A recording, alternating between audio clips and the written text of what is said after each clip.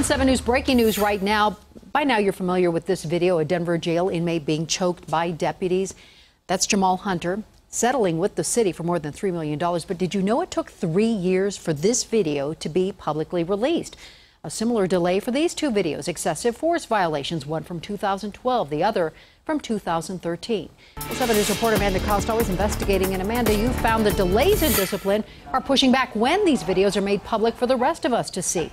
And that's because when this release happens, it's based on what they're calling due process. Let me show you what that due process is. You're looking at more than 13 steps here in the disciplinary process for Denver. Now, the process here going through, typically they were releasing videos and waiting until the appeals process was complete. Now the director of the Department of Safety, she's considering on a case-by-case basis releasing videos when they reach this point, when discipline is imposed. The problem we're finding here is some of these steps, like the internal affairs investigation, that could take as long as 6 months.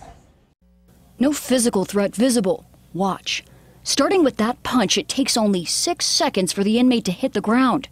But it took more than a year and 3 months to decide on discipline for the Denver sheriff's deputy, fired for violating the department's use of force policy and lying about it. It has taken a long time historically, and my goal is to get at that. Stephanie O'Malley, in charge of Denver's Department of Safety since January. Any idea of how many pending disciplinary cases there are right now? In the sheriff's department? Yes, ma'am. Over 100. Over 100, yes. Yes. Is that acceptable? It is factually what it is. Cases dragging on. This deputy fired, appealing the decision. The sergeant suspended for ordering the use of stun guns on this inmate seated on his bunk, appealing as well. And this from 2011, set to become the most expensive civil settlement payout on record in Denver. How can the public expect a complete overhaul of the sheriff's department when a single disciplinary case is tied up for months, sometimes longer than a year? Well, what you do is you look at the process, which is what we're beginning to do now in a greater way. We're asking ourselves those tough and hard questions.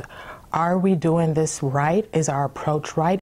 And O'Malley ready to hire help from the outside, telling 7 News an independent review is an urgent priority. Reporting live, Amanda Cost, 7 News.